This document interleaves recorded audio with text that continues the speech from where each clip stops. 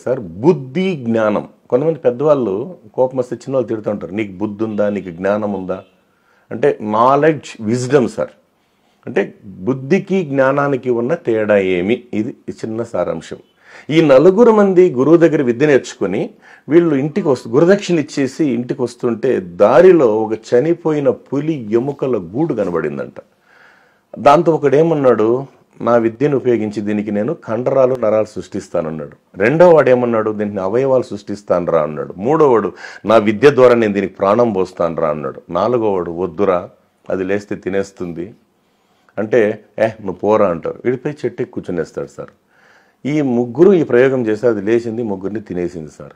దీని అర్థం ఏమంటే ఒక రకంగా అంటే నలుగురికి జ్ఞానం ఉంది, ముగ్గురికి బుద్ధి లేదు కాబట్టి మరణం పాలయ్యారు, బుద్ధున్నోడు బతికాడు అంటారు సార్.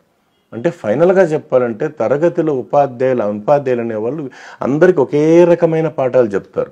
దాన్ని విని ఆచరించిన వాడు ఒక ఉన్నత భవిష్యత్తు కోసం వాడు మనం చూస్తున్నాం కదా వెలుగుతున్నారు. ఇంకొంతమంది ఇబ్బందులు పడుతున్నారు. అందుకే తరగతి గది తరగని నిధి అన్నారు సార్. చెప్తుంటారు కదా sir, bedroom is personal, bathroom is personal, kitchen room is personal, but class room is universal sir. తరగతి గదిలోకి ఎంటర్ అయిపోతేనే DIN అంటారు సార్. సైకాలజీలో ఎవరు పెద్దవాళ్ళు చెప్పారు, డూ ఇట్ నౌ. మనసంతా ఆడే. ఎందుకంటే మనసుని జయించాలి కదా సార్. ఇప్పుడు మనసుని కంట్రోల్ చేసుకోగలిగితే అన్నీ మన సొంతం అవుతాయి సార్. తాను చేసేది తప్పని తెలుసు. మనసుకు సంబంధించి చిన్న కోట్ సార్, తాను చేసేది మనసుకు తప్పని తెలుసు, చేయకపోతే అయిపోతాము అలుసు, చేసేసాక తీయలేము ఆ నలుసు. దీనికి అన్నిటికీ కారణం పనికి మాలిన మనసు. సార్ మీరు గురువు శిష్యుడి మధ్యన తీసుకొచ్చారు. మీరు అన్నట్లు గతంలో గురువు అనగానే మనకు తండ్రి కన్నా ఎక్కువగా ప్రేమించేవాళ్ళు ఉంటారు శిష్యులుగా. ఆయనే మనకు జ్ఞానం ఇస్తారు కాబట్టి. కానీ క్రమేపీ తీసుకుంటే గురువుకి శిష్యుడికి మధ్యన ఆ అనుబంధం తగ్గిపోయింది. గురువు చూస్తేనే చిరాకు పడడం, గురువుని కించపరచడం, గురువుని ఎన్ని విధాల అపహాసం చేస్తే ఆనందపడే కొంతమంది కూడా తయారయ్యారు. ఈ బంధాన్ని మనం అర్థమయ్యే రీతిలో చెప్తాం వాళ్ళకి. ఇది కాలక్రమేణా సార్. అప్పుడు గతంలో చూస్తే ఒక విషయం చెప్పిన, పుస్తక పఠనం ఎక్కువ ఉండేది. రెండోది ప్రెషర్ తగ్గు ఉండేది సార్. కానీ గురువుని ఎంత అపహాసం చేస్తే ఆనందపడే వాళ్ళు కనపడుతున్నారు. అది ఎందుకో అది దురదృష్టకరం సార్, జరగకూడదు సార్ అట్లా. ఎందుకంటే సార్ ఇప్పుడు మనం జీవితాలని సరిదిద్దేటటువంటి అక్షర శిల్పి గురువే కదా సార్. అవును, కానీ అది జరగకూడదు సార్. అమ్మ జన్మనిస్తుంది, తండ్రి గురువు ఏమో మనకు జ్ఞానాన్ని ఇస్తాడు కదా సార్. జ్ఞాన సంపద ఇచ్చేవాడు. అంటే తల్లి గర్భం నుండి 2.5 కిలోల మాంసం ముద్దగా బయటపడిన మనకు వెలుగును విలువను పంచేవారు, పెంచేవారు, విద్యార్థి లోకాన్ని అభిషేకించేవాడే కదా సార్ గురువు అంటే.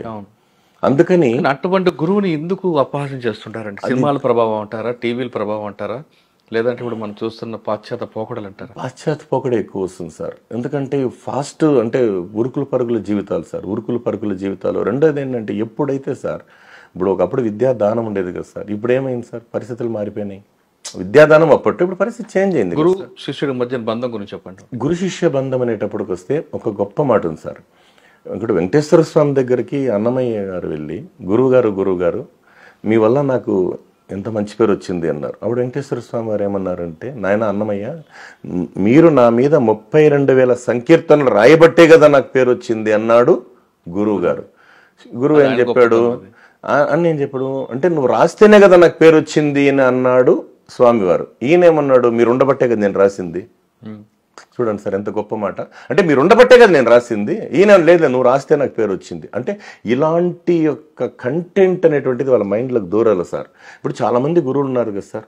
గురువు యొక్క గొప్పతనం గురించి చెప్పేటప్పుడు మా గురువు గారు మహానుభావుడు డాక్టర్ సి నారాయణ స్వామి గారు ఒక 4 లైన్లు రాశారు సార్. అంటే విజ్ఞానం అనే జ్యోతులను వెలిగించి, అజ్ఞానం అనే చీకటిని తొలగించి, సుజ్ఞాన పథంపై ప్రజ్ఞాన భాస్కరుడై జగతిని నడిపించేవాడే గురువు.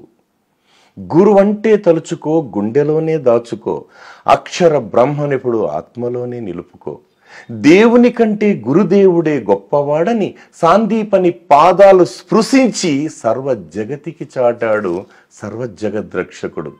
సీతమ్మ తల్లిని శ్రీరామచంద్రుడి చేతిలో పెట్టే ముందు జనక మహారాజు ఒక మాట అన్నారంట సార్. అయ్యా రామచంద్ర, మీరు శివధనస్సుని ఇరగొట్టారనో, కోసల దేశాధినేత బిడ్డనో, దశరథ మహారాజు బిడ్డనో నా బిడ్డను నీకు ఇవ్వలేదు. విశిష్టుడైన వశిష్ఠ మహర్షి యొక్క శిష్యుడని చెప్పి నా బిడ్డను నీకు ఇచ్చినాను నాయన అంటే అది గురువు యొక్క గొప్పతనం సార్. ఇంకొక విషయానికి వస్తే సార్, తల్లిదండ్రుల ద్వారా ప్రసాదితమైన ఆస్తి అది నీకు ఏనాడైనా పలుకుతుంది స్వస్తి. గురుదేవుని ద్వారా సంప్రాప్తిప్తమైన ఆస్తి అది కలకాలం చేస్తుంది నీతో దోస్తి.